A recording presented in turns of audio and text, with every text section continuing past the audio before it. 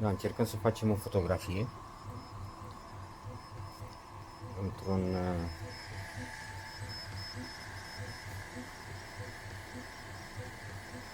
ciulat, nu știu cum zice ceva, sau un carton, după care ăsta o să vină într-o masă băgată.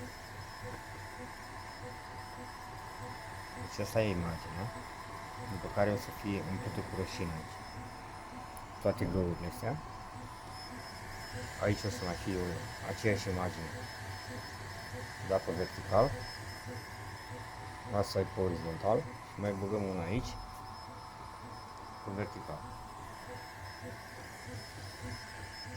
Vedem și aici. Deci asta e imaginea.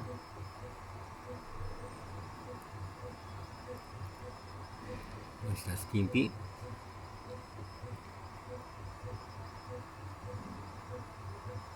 Îl facem cu light burn.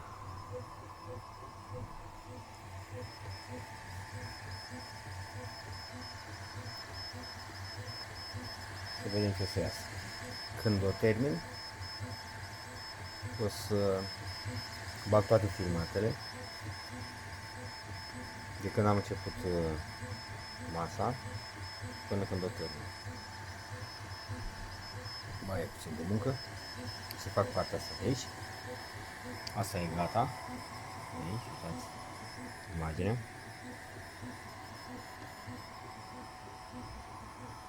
Aici o să mai vină o fotografie, după care o să vină culoare. Deci în șansurile astea, nu știu dacă se vede, sunt niște șansuri aici. Unde a ars laserul, o să fie umplută cu rășină. Aici un fond, aici altă bucată de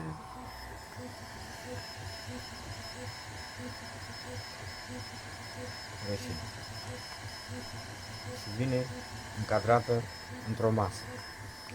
I-a avut o sticlă, dar am spart-o